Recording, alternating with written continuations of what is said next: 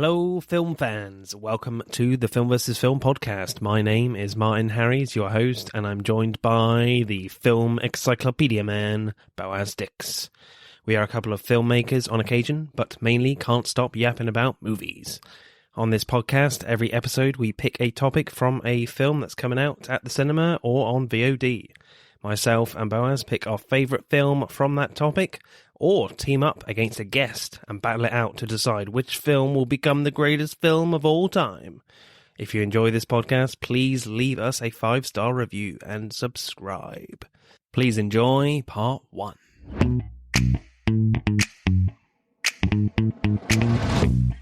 This week, as Napoleon is out, the new Ridley Scott movie, he is churning them out like an absolute mofo, that guy. He's in his late 80s now. It's quite extraordinary.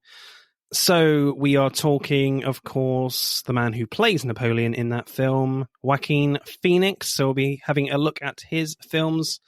You'll be wondering, why the hell are you not doing a Ridley Scott episode? Well, we have actually done quite a few Ridley Scott films on the podcast as well. We've done an actual Ridley Scott episode that was Thelma and Louise versus, I can't remember, but we have done Alien as well, so don't worry. That's going to really bug me now, but there we go.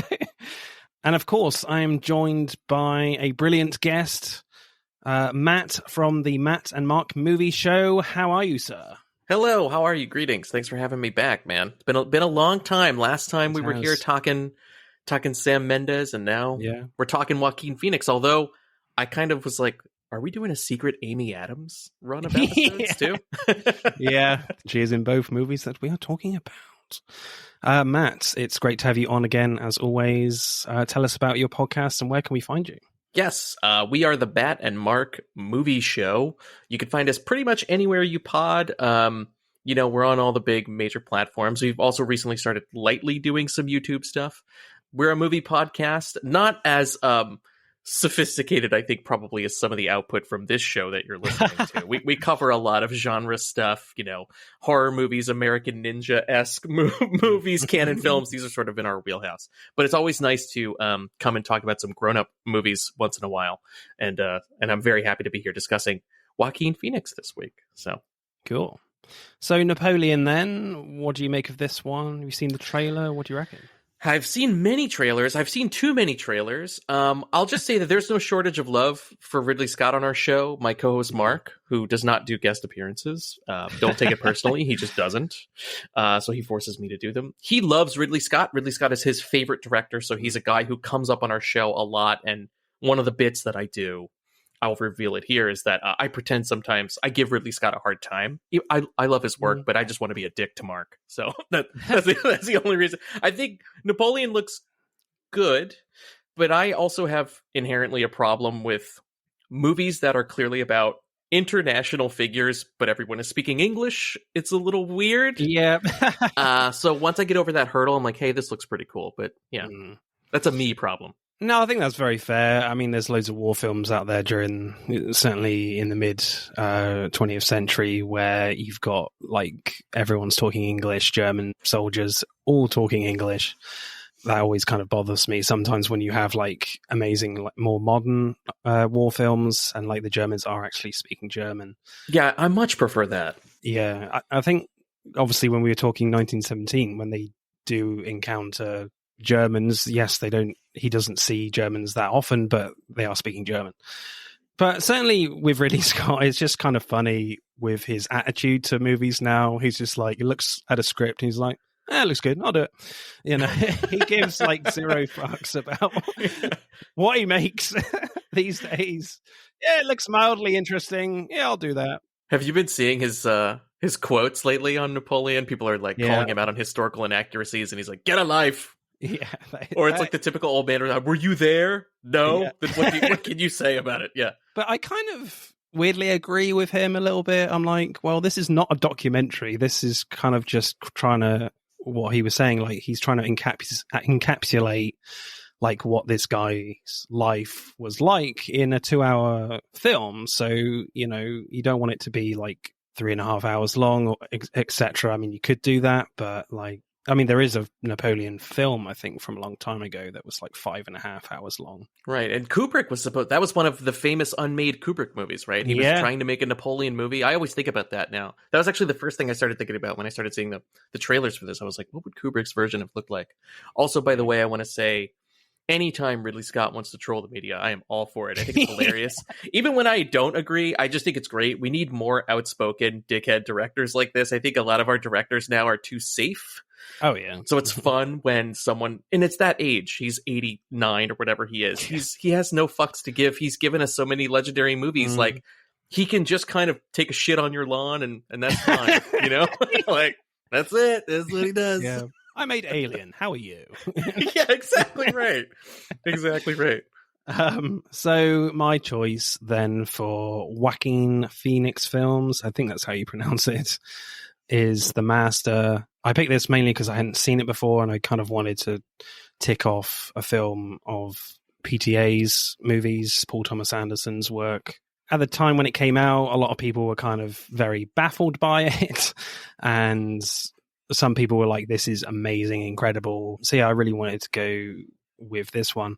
The other film that I was very, very close to picking was Joker. Not because I like that film, it's because I really, really don't like it. And we have had a few like hate picks on the podcast in the past. So I was like, shall I do my first hate pick on the podcast? But then I was like, no, I just don't want to give any more chat to that film that it already has. It's just a hateful film. I really don't like it. Yeah, I was kind of surprised. I was waiting for, I said, it's either going to be Joker or Gladiator. And I was like, well, what if it's Joker and Gladiator? And I was like, that almost seems that's just too obvious. So I was a little relieved when you picked this, but also a little frustrated as well, which I'll talk about later. Okay. Yeah, so with Joker, I was just like, when I watched it, when I came at the cinema for the first time watching it, I was just like, I have never felt so miserable in my life. Why has this made $1 billion? I don't understand. Yeah. I know, and then he wins the Oscar, and he goes on that weird, bizarre speech about like cows and how we treat barnyard animals, and I was like, "This is a circus. It's all a circus." I mean, he gets into a fridge at one point, and I'm just like, "What am I watching? I thought I was watching a Joker film. Is this a fan-made Indiana Jones 4 movie? I don't know what's going on." But there we go. So I went with The Master in the end. Yeah, so what happens in The Master, and I learnt this off you actually, Matt, the last time you were on. So I'm going to go to the IMDb page. Oh, yes. Good old trusty IMDb. Yeah. So a naval veteran arrives home from a war, unsettled and uncertain of his future until he is traumatized by the cause and its charismatic leader, played by Philip Seymour Hoffman, and Amy Adams plays his wife. So initial reactions to this one then, Matt, sorry. I resent that Mark keeps getting credit. Mark doesn't do jack shit. So I'll tell you my initial I saw this originally when it came out in 2012 or 2011. I was a lot more diligent about going to the cinema like day of when something came out. I was really good at keeping up with my prestige movies that fall season, when like 20 movies drop. Yeah. I was always really good about keeping up with those. And I'll say, I think it's odd. Again, I feel like we picked, for this run of episodes, I feel like we picked Spike Jonze's most accessible film and Paul Thomas Anderson's least accessible film. Yeah. And I even think this is less accessible than Inherent Vice, which is a movie that also features Joaquin Phoenix and people also hate openly, right? Yeah. And I was puzzled by it the first time I saw it, and I found it, I think I liked it definitely more the first time I saw it. Rewatching it now, 10 years later, and it had truly been 10 years. Yeah. I was frustrated by it. I mean, there were a lot of things I liked, but I found it to be almost like aggressively frustrating. Okay. Where it's like, and I mean, I don't need everything spelled out, but I need some semblance of a cohesive thread. And I think this movie kind of skirts by on a lot of big scene work and not a lot of connective tissue between them, which is weird to say, but Yeah, I heard someone describe this film as like every scene that we come across in the film is like its own movie. Yeah. Which I found really interesting. I think for me, with The Master, watching this for the first time, I felt like I did get it. I did get it. And I think one film basically popped into my head right at the end. I was like, oh, this is a Clockwork Orange, but just not as good as that movie with what it was going for and its ideas. I mean, Joaquin Phoenix is insane, like extremely aggressive at times, and Philip Seymour Hoffman is just a joy to watch as well. So I felt like I did get it, but there were certainly scenes where I was just like, yeah, I need to rewind a bit here and then watch it again. I know that's not really how you're supposed to watch films, but for this podcast, I was like, I need to watch this scene again. Did I miss something here? Yeah, it does a lot of interesting stuff, but like, is this your first Paul Thomas Anderson movie on the show? No, we did an episode on him a few years ago. No, the beginning of last year, I think. There Will Be Blood versus Phantom Thread. Okay. So I think there's a very clear, and I sound like a conspiracy theorist, but I'm going to just say, I'm going to put this out there. Sure. There's a very clear break. There are two Paul Thomas Andersons. There's Paul Thomas Anderson pre-Punch Drunk Love, and then there is post-Punch Drunk Love. I think that is very clearly the mark, and here's what I'm talking about. So all the movies that precede Punch Drunk Love, like Hard Eight, Boogie Nights, Magnolia, I think that's it. Those movies have this kind of big, sprawling, weird, almost experimental approach to narrative storytelling, but they are all very clear. Like, they take a very traditional approach. They're almost like big Scorsese movies, especially Boogie Nights. Like, he emulates Scorsese really, really hard.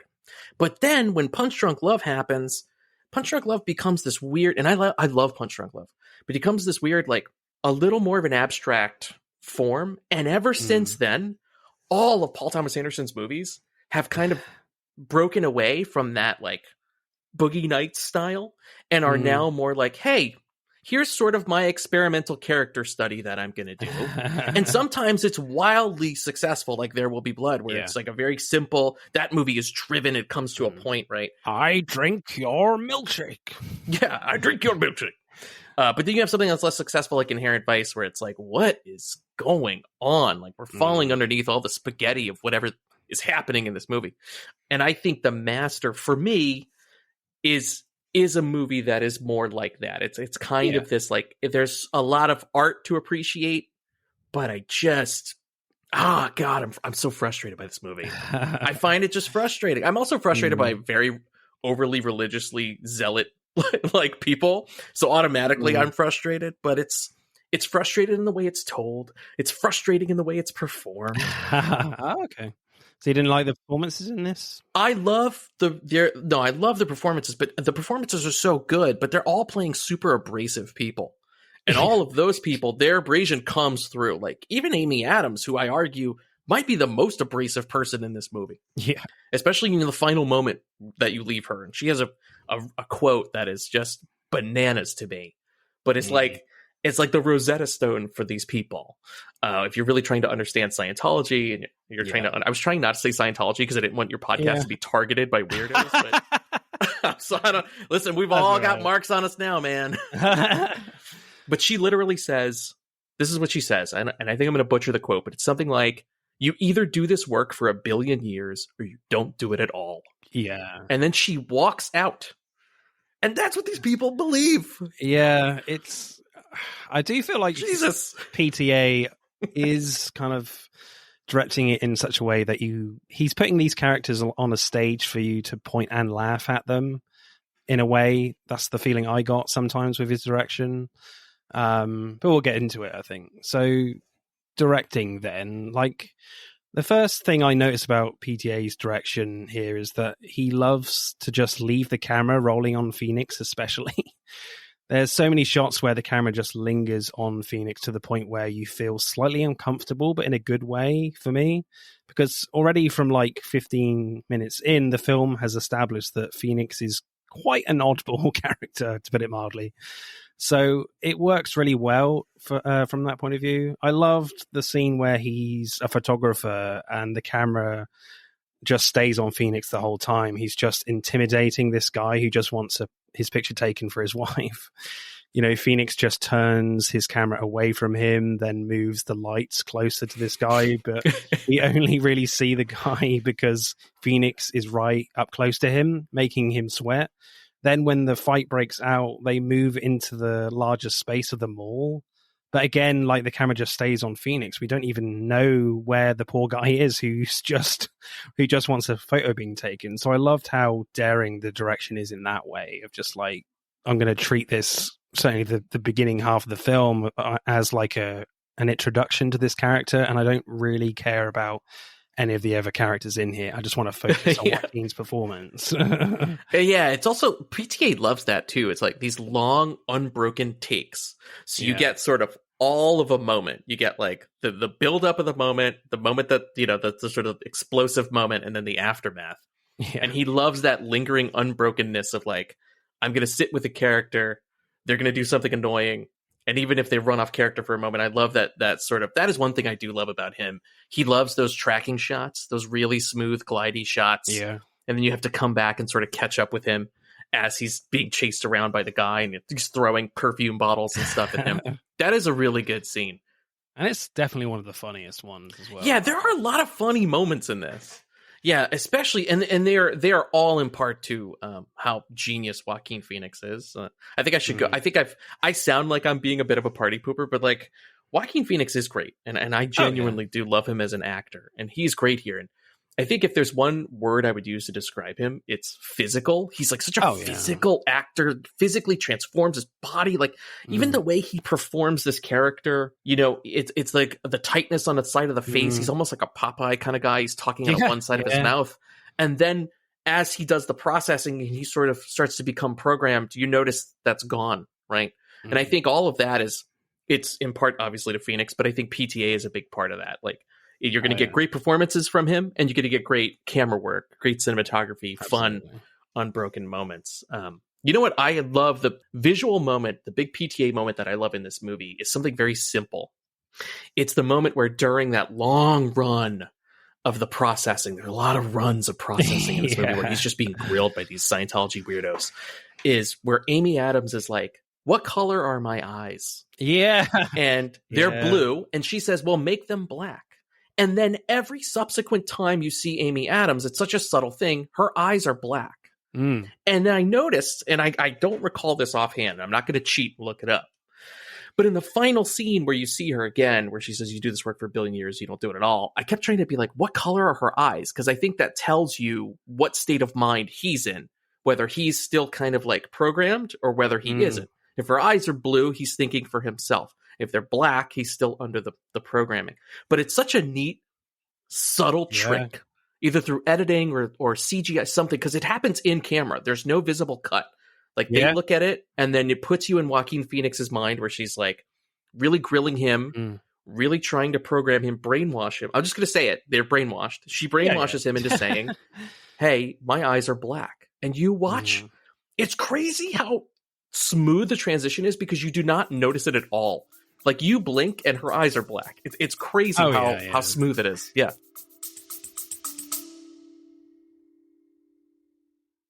Hey, I'm James Lovino, and I'm here to tell you about Alternate Sides, a movie podcast with a twist. I've worked in the film business for 2 decades, but I haven't actually seen that many movies, and this has been driving my frequent collaborator, Sam, a self-confessed film snob, crazy. So every week, while he's stuck in his car trying to avoid getting a parking ticket, thanks to New York City's alternate side parking regulations, we discuss a classic film I've finally just gotten around to seeing. Alternate Sides, a new podcast about movies, parking, and a 25-year friendship, wherever you get your podcasts.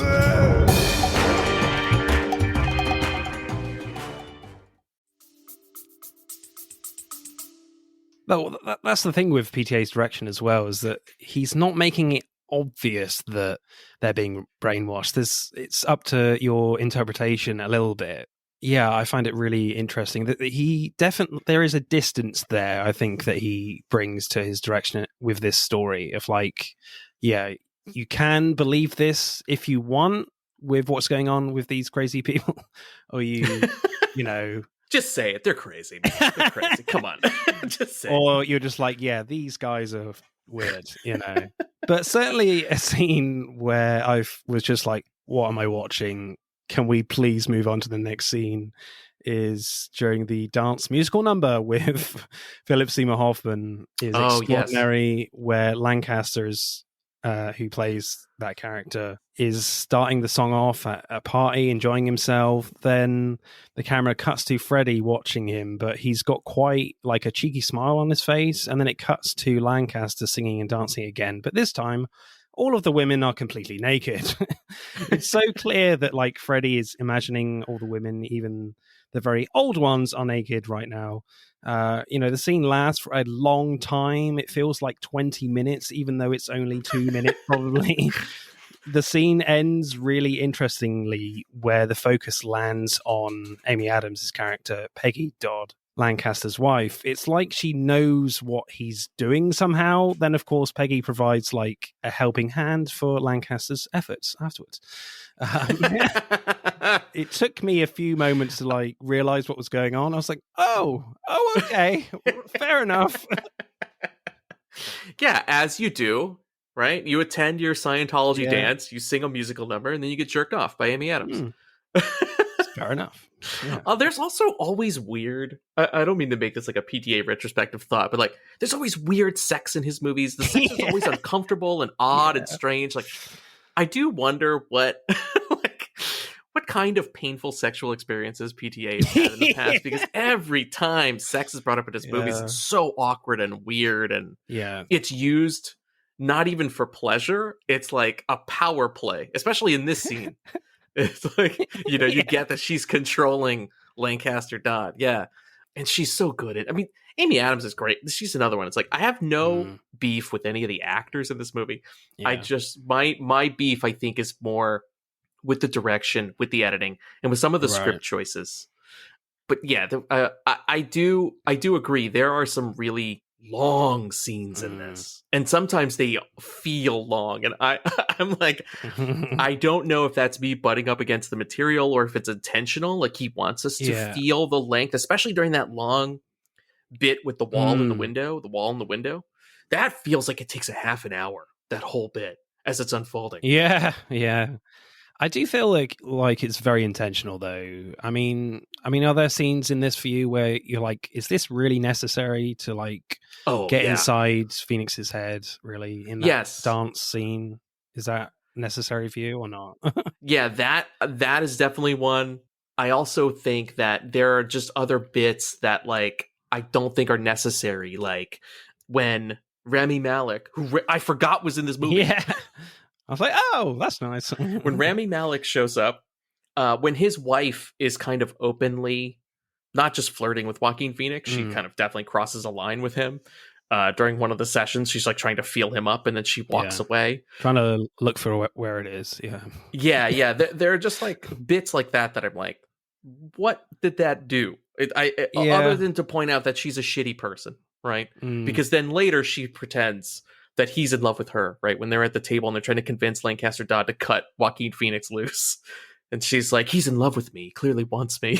Like the projection afterwards, like I get that maybe it adds up to that. But that musical scene, it's all indulgent. I think that's what I'm looking for. It's indulgent. This movie is indulgent, but it's indulgent about weird things. Usually when your movies are indulgent, right? Like Ridley Scott, right? He indulges himself in this massive sort of masculine macho battle shit, just like the given no fucks. Like he indulges himself, right? You get a clear picture of the man. Here I'm like, why would you indulge every uncomfortable thing? Like, do you thrive on the discomfort, on the cringe? Like, is there such a thing as cringe dramas? Because this might be one. Like the cringe that I feel, I get like secondhand embarrassment. I feel like I almost don't want to watch sometimes with this movie. Did you feel any of that? Yeah, definitely. I definitely feel like the scenes go on for too long that's necessary, but I think that's by design. He's really trying to get into like Joaquin Phoenix's head of trying to explore such a disgusting mind, and whether like Philip Seymour Hoffman can like cure this guy or not. And I do find it really interesting from that perspective. I think towards the end of the film where like the facade of this cult is fading away and is brilliantly captured when they do this weird game in the desert where Lancaster's like, point to a spot in the distance and just ride to it. Lancaster does it and comes back. Then Freddy gets on the bike and is like, I'm going to the mountain. Freddy just rides and rides with some great shots there, like keeping up with like Phoenix on the bike, going very fast, I must say, combined with like seeing Freddy in the distance from Lancaster's point of view with a very funny expression of, he's not coming back, is he? So I just thought it was a great scene to show how absurd these people are and how stupid the cause is from this point. So yeah, I think I kind of like that scene in isolation, but like then the next scene afterwards, it took me a few moments to realize that, oh, he's moved on from the cult at this point. So I was like, oh, okay. Yeah. Like that he saw his out to leave, basically. Yeah. It was a bit of a weird one, that. I did also think that was funny, only because I hate those people, and I was like, yay, good for him, get away. Yeah.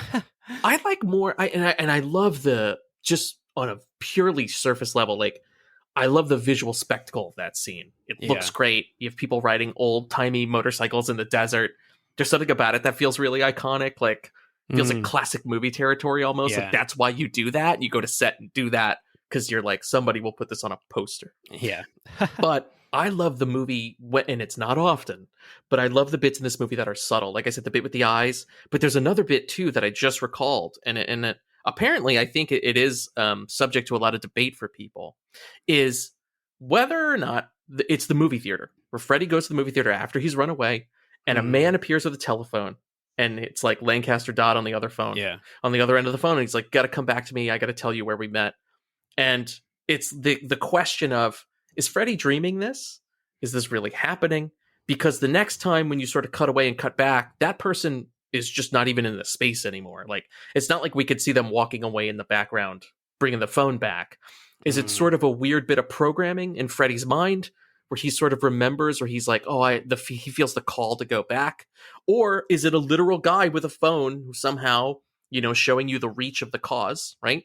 That they could find him, that they would know where he was. And they were like, yep, here's a phone. I think, again, like you were saying, you can believe what you want to believe. For me, it reads a little intentionally ambiguous. Like, I think if it was a dream, then he definitely wouldn't have gone to England. He wouldn't have known where they were. There wouldn't have been the bit with the Cools. Like, if he arrived with the Cools, with the cigarettes, there would have been a weird moment where he was like, why the fuck did you bring me this? Like, he asked him for it on the phone. Like, I think it happens, but it's PTA messing with you again, like Amy Adams' eyes. He wants you questioning whether or not it's real. And that is cool, but I also hate it. You know what I mean? As a viewer, I'm like, just tell me, is it happening or not? I'm not really a fan of that theory. I feel like it's all real, because when you're finished with the bike scene, like the next scene, so it's established that he wants to leave. Like, there's too many people that have questioned the master's ideology. I'm just like, no, screw this now. So he goes to see his lost love, Doris, and he discovers that, she's left town and married now and has 2 kids. So he's at quite a low ebb in that cinema. So Lancaster, for me, has resources. I feel like I get that from all the characterization that's happening, that he can find him. Yes, again, it's all kind of left ambiguous, but because Freddy is at such a low state of mind, he's like, yeah, I'm going to try and sort my shit out again and find Lancaster. So then it becomes more of an ultimatum scene right at the end, but I don't think it's a dream, really. I would feel very disappointed. I'd be like, fuck's sake. I think the one that throws people is that there's a cut, and on the cut, not only is the guy with the phone gone, right, Joaquin sort of wakes up as if he dozed off at the movie. And I think that's what people hang on to. But I did not notice that. Really. That inclusion is PTA fucking with you. Yeah. So that you at home, who've also always been fucked with 2+ hours of your time, now are being doubly fucked with. Like, oh, great. Did he dream this or not? Right? Is he dreaming the next bit of this movie? I agree with you. I think it happened, but I hate the implication.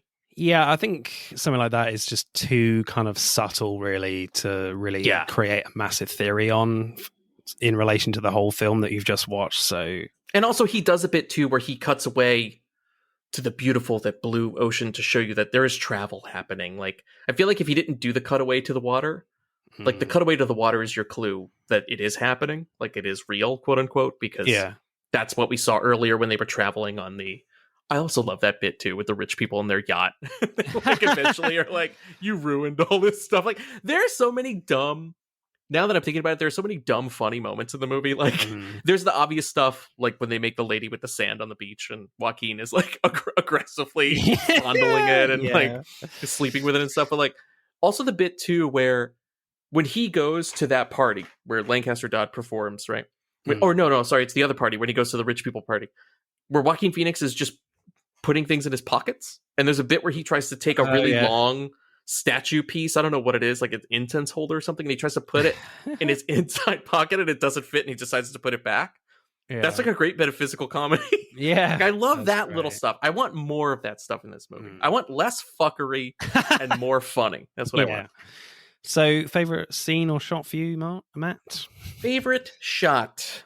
I'm going to tell you, I mean, I think you can go for those big moments like the one in the desert or him on the ship. But for me, I like when the movie is a little quieter. So I'm going to give my favorite shot to the moment I think of now with this movie, which is Amy Adams staring directly at camera as her eyes change.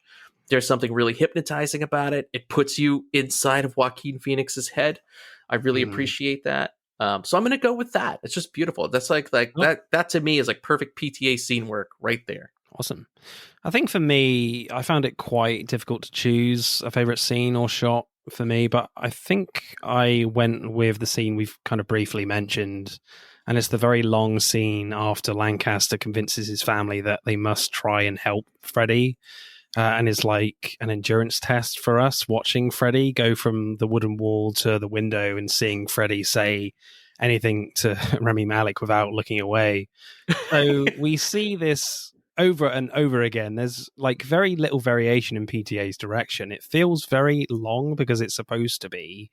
PTA definitely tries to put you in Freddie's head and point of view as much as possible. But the scene is like intercut with like Freddie back in his Navy days. And a part of this cult's ideology is that they can tap into other times in their lives, but the film also portrays this at a distance with its narrative. Like the cutting back to these scenes just feel like flashbacks, normal flashbacks. You know, there's no like fancy technology or technique that PTA uses to put Freddie's mind into the past, which other lesser filmmakers might choose to do.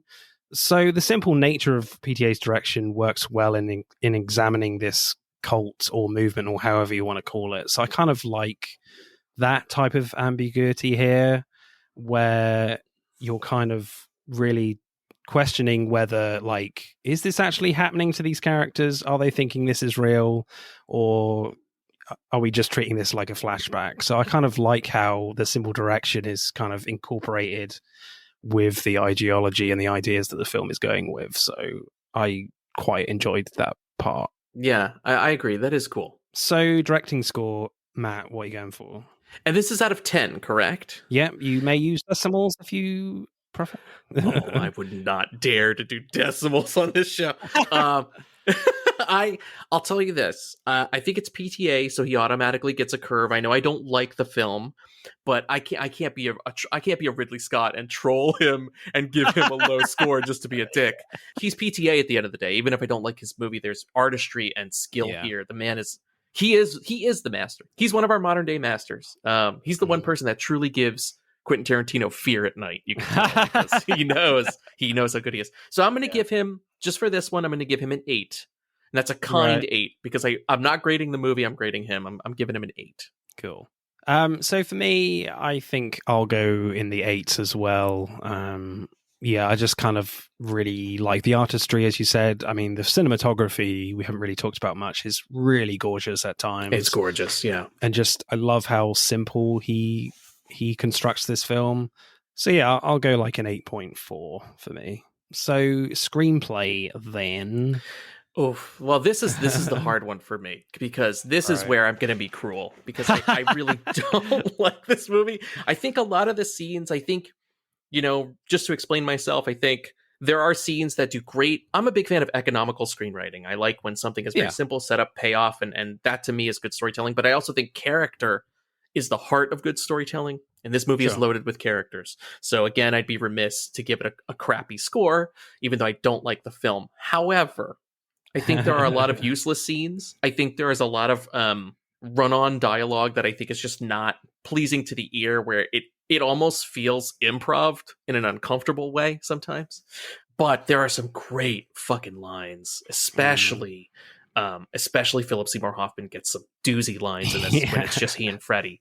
I think there's a lot of meandering and a lot of like babbling and a lot of sort of uneven stuff that's happening. I also think sometimes when you have, again, unnecessary scenes, I think it really just like cheapens your message for the rest of your movie, your thesis in a way. So, I just think but Paul Thomas Anderson is not, I know he writes his own movies, right?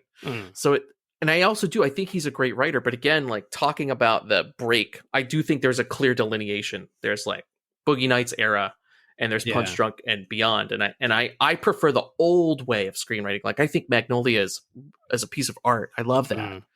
Script, film, everything.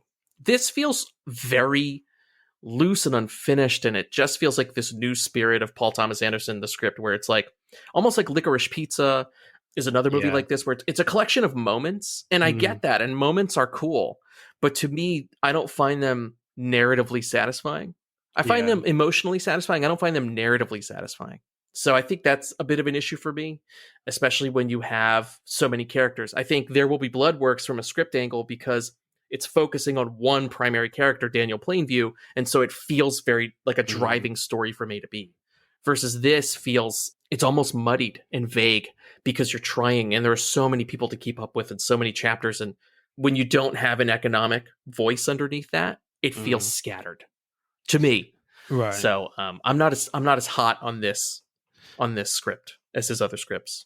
Yeah, I think I like the script a little bit more than you. I think there's, we've talked a little bit about the ambiguity about it, but we do focus on Freddie and Hoffman for the most part. I don't think it loses focus in portraying those characters, but I think for me, the first scene that I found really interesting was the first proper scene in New York, where Lancaster has just finished like a processing session on a woman, and she's like, I think I was a man before this body or something. Then as Lancaster is explaining more about this new way of thinking and about the world, a guy keeps interrupting, saying, excuse me. But Lancaster keeps ignoring him until he just gets fed up and turns around to answer the man. So the scene is building a lot of tension in the room. Then like Lancaster basically beats the guy big time in an argument. And I thought it was just a really fun way of exploring more clearly what this cult group is all about through an argument. But also you learn that Lancaster does not like his power to be questioned at all. He becomes more of a formidable character moving forward, but also sounds like an idiot spouting nonsense, frankly, watching it in 2023. So it's just an interesting dichotomy that like this character feels really powerful and has a lot of power over a lot of people, but obviously this is a period piece, but watching it now you're like, what the hell is he on about? Why are these people really treating him like this incredible human being? It's just an interesting direction they go with, certainly in terms of trying to explain these ideas this character is going for in an argument. Yes. And it's interesting to see him lose power in that moment, because he's not even good at, he can't defend his own point of view because it's so fucking dumb. Yeah. Right? So like when he's surrounded by yes men and devoted acolytes, right? He's great. He can just charm the room, right? But I love that bit. That's a good bit. So you could see that the sort of tables turn, because you start to see him lose the room a bit. It's not just the lady, and it's not just the guy. You can start to see the other people who were like true believers on the couch. They even their faces start to change, because even they can see once you poke holes, he instantly comes off as combative, and it feels really desperate and weird. He doesn't seem like a man in control, right? He just seems like an idiot. Yeah. What becomes really interesting and clear is that there seems to be like two ideas battling against each other in the second half of the film, like the idea that Lancaster and his family believe that they can and have cured Freddy of this awful behavior that he has, and that Freddy and most of his followers believe that Lancaster's work is true in how he sees the world. That's juxtaposed by characters like his son, played by Jesse Plemons, who says to Freddy, "You do realize that he's making it up as he goes along."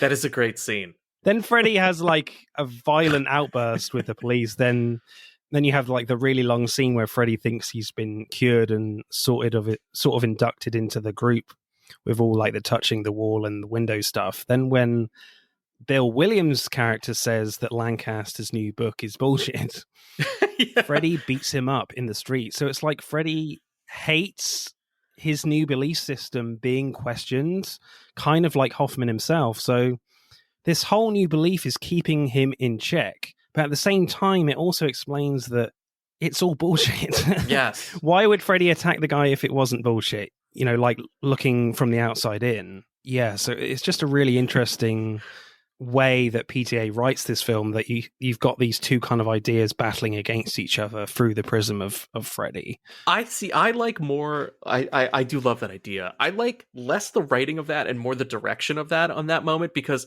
that's another great walkaway bit where he's like, he kind of quietly takes the guy aside and he's like, "I think it's bullshit." And he's like, "Okay, will you step outside with me really quick?" And they step outside and they walk almost to the end of the street, and then he starts to attack him. It's so funny, like that. Just the awkwardness of that, the tone of that is really effective, I think. But again, I'm just laughing because it is also, violence is funny to me, and I find it funny. Like it's a funny scene. I liked the lightheartedness of it. Like there are moments like that where I kind of see through the cerebral nature of the movie, and I see a little bit of the person PTA where I'm like, "You're putting this here because it's funny. I know you think it's funny. Yeah. I also think it's funny. I want more of this." I don't want the other I stuff. think definitely the film straddles this line of like, is PTA like treating this as kind of a comedy sometimes, or is he treating it really seriously? And a lot of the time you're like, which line are we towing here? I'm not sure, but I kind of went with it, and I did feel like I knew when he was trying to be funny and when he was trying to be serious. And certainly that scene when he's beating the guy up, that is supposed to be a funny moment. Yeah, absolutely. I laughed in that moment as well. And there's certainly a scene later on which I'll talk about in acting, which is fucking hilarious. But yeah, I think the end of this film is treated like an ultimatum for Freddy's character in a way. Like he's seen like too many people question Lancaster's authority and truth and just rides away in that desert scene that we've talked about. Or it could be seen that Freddy feels like he doesn't need Lancaster anymore. He feels like he's a new man and cured, and decides to try and see Doris again, but is left a little bit disappointed that she's gone and married someone else. So when Lancaster asks Freddy to come back to the cult, he's basically pleading by singing to Freddy. It's like Lancaster needs like a troubled soul like Freddy to continue to justify his work. Like in the end, Lancaster needs Freddy more than Freddy needs Lancaster. So Freddy's like, "Nah, I just want to screw women."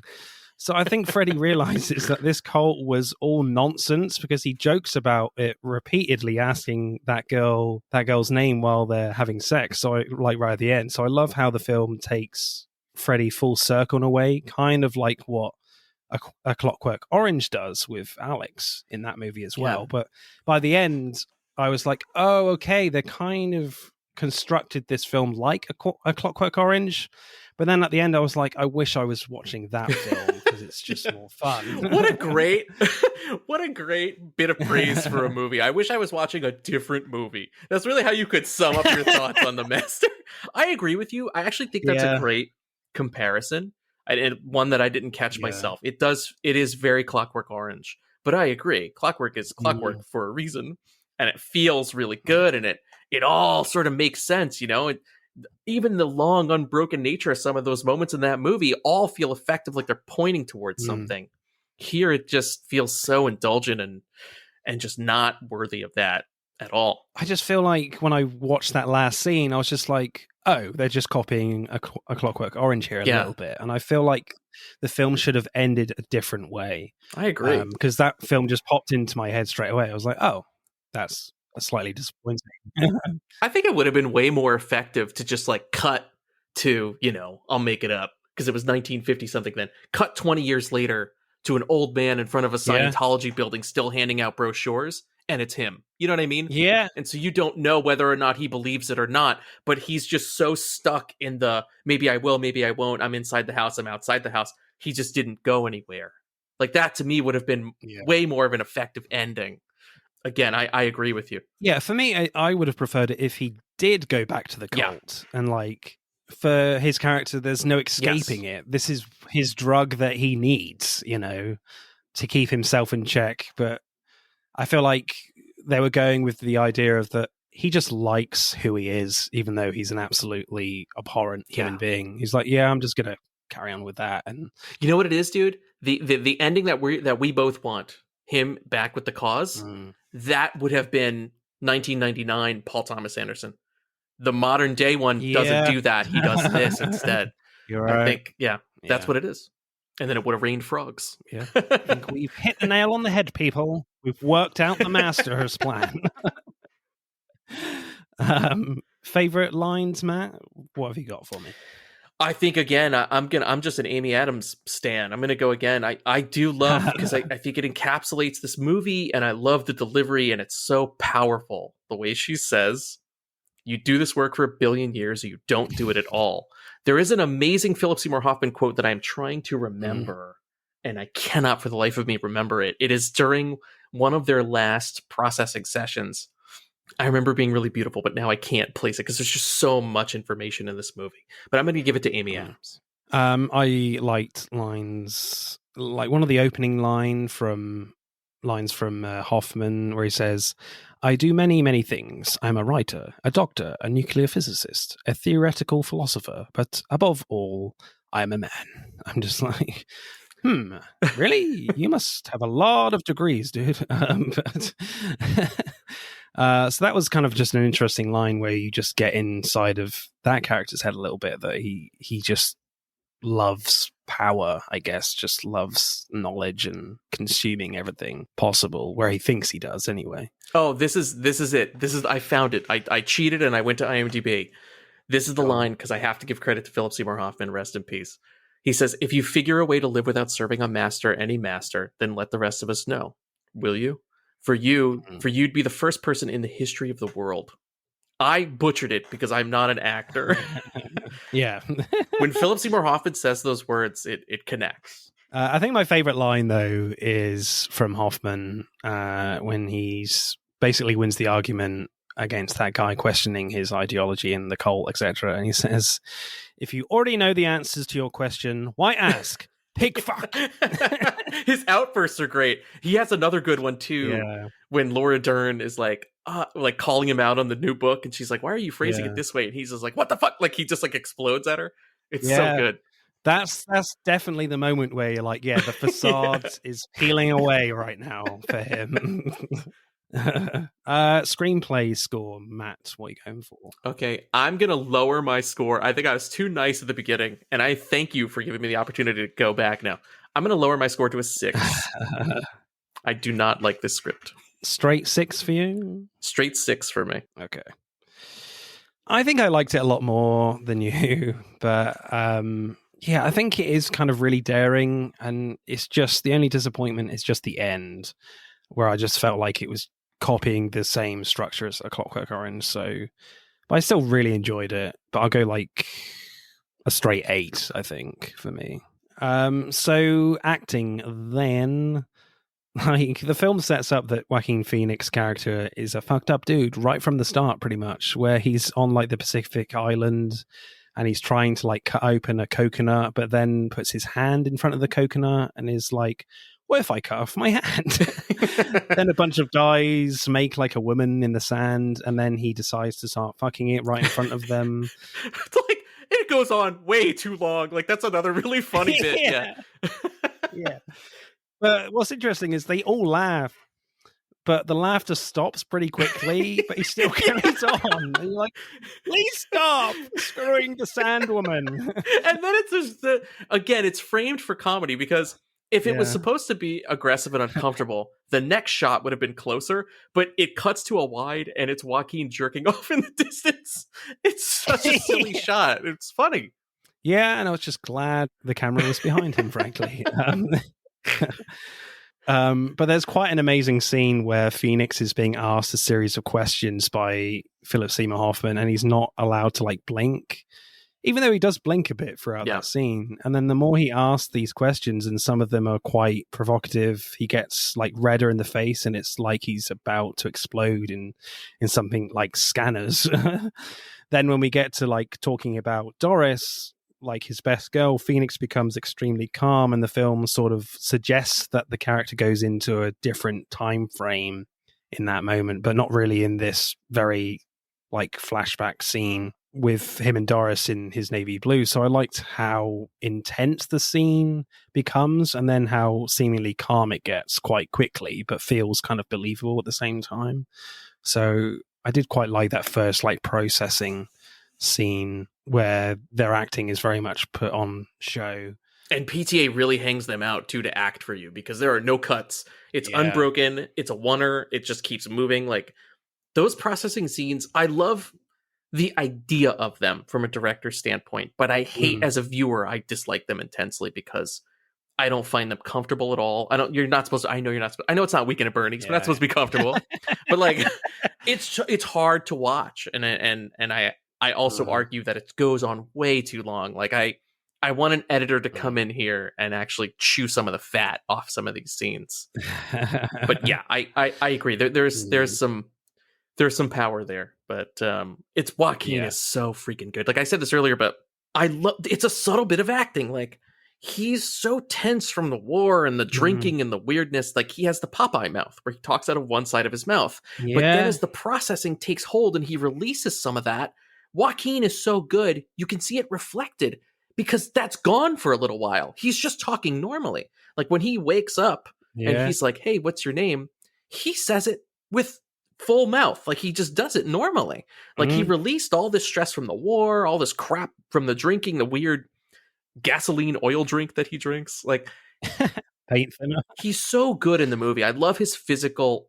That's what I love about him as an actor. Like he physically embodies a character. I know we say that for a lot of our great actors, but this guy actually literally does it. You could see him twist his own body up. You could see like when he falls over, when he takes hits, like there's no stunties there. He's doing it. No, yeah. So I really appreciate how dedicated he is, even to these, every movie it seems like he's dedicated. So fucking great.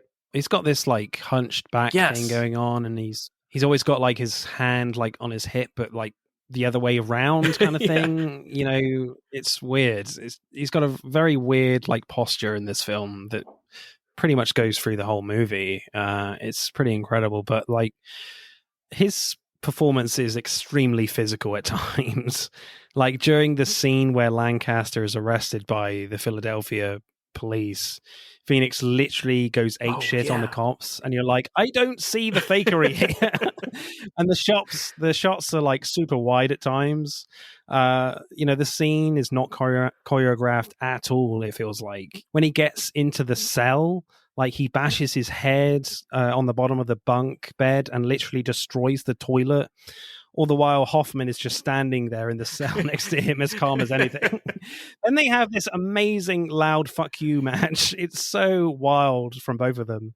The scene ends up being quite funny with the amount of times they literally say fuck you to each other. Phoenix struggles to get on the bed, and then Hoffman goes for a piss, which ends the scene. It's just, I love how funny the cut was there. He's just going for a piss, then cut to the next scene. I was like, that's hilarious. Yeah, there's also a neat bit of visual blocking. Like, it's almost like that classic sitcom setup where like it's like The Odd Couple and they paint a line down the middle of the room.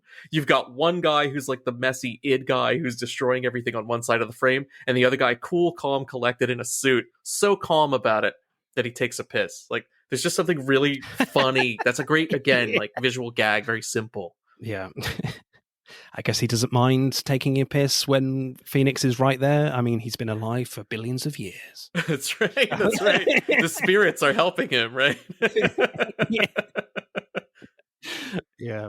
Any other acting moments from anyone that you like, Matt? I really, and I don't know her name, but I do really like the lady who plays Philip Seymour Hoffman's daughter. She is sort of, she only has a few scenes, but boy, she really, like, her character connects. You understand right away who she is. She's so bitchy.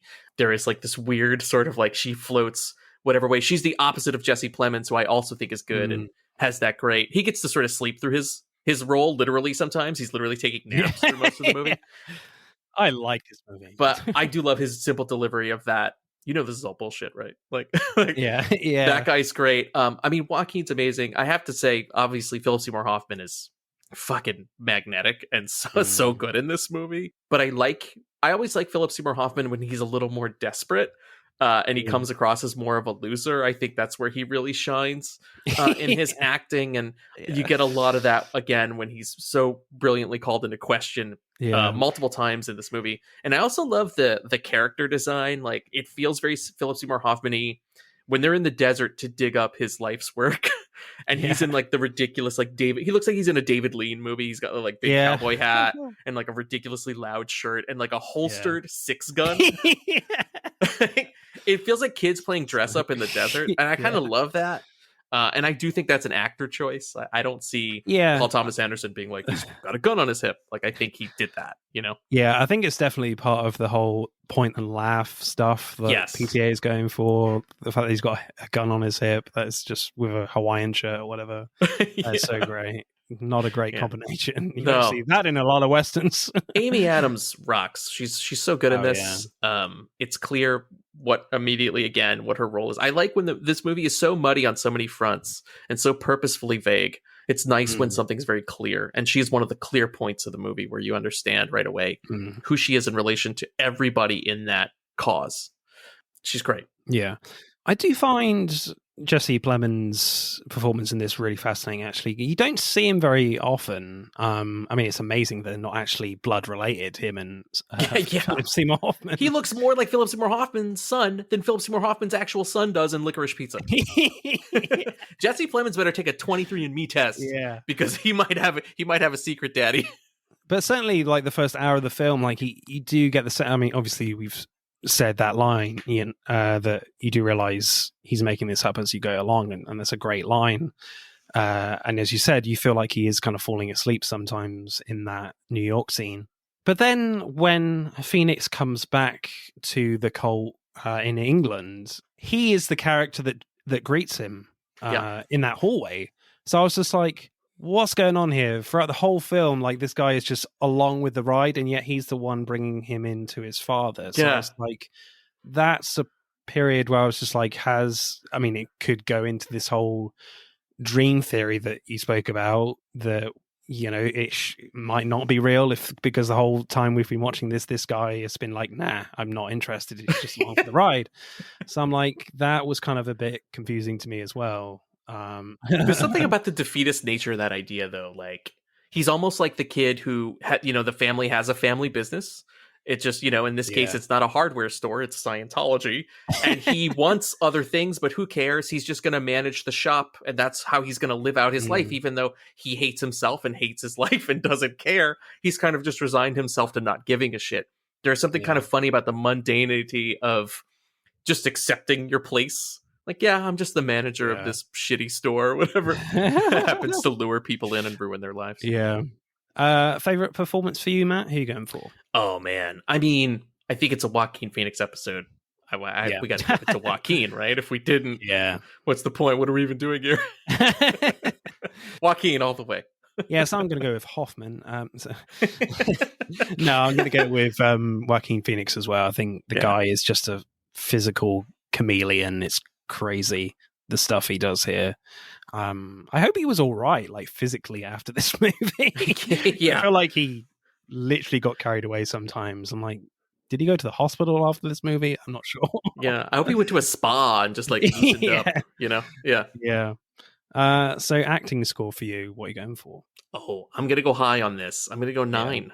Unquestionable 9. Yeah, I'm going to go in the 9s as well. I think it's really quite extraordinary, like across the board, frankly. Like they all have kind of their jobs that they're assigned to tell this story, but still giving you plenty of ambiguity there to read into. So I'll go like a 9.3 for me. Oh, yeah. I think this movie's strengths are acting and cinematography. Like that's what this movie is. Yeah, it exists, I think, to me on those two fronts, and I would grade both of those very highly. Right, let's add up the scores then for The Master. The Master gets a very strong score, I would say, 48.7. So not bad. I feel like this could be a tight one, people. Shit. That's it for part 1. Thank you for listening. We hope you enjoyed it. Check out part 2 to see who wins. But don't stop there. Get involved and tell us what your favourite films are relating to the episodes. Send us a DM or comment on Instagram and TikTok at Film vs. Film Podcast, for Twitter at FVF_podcast. If you do, we'll give you a shout out on the next episode. If you're feeling really generous, you can buy us a one-off coffee at our Buy Me a Coffee account. Remember, please leave us a 5-star review and subscribe. Pod signing off.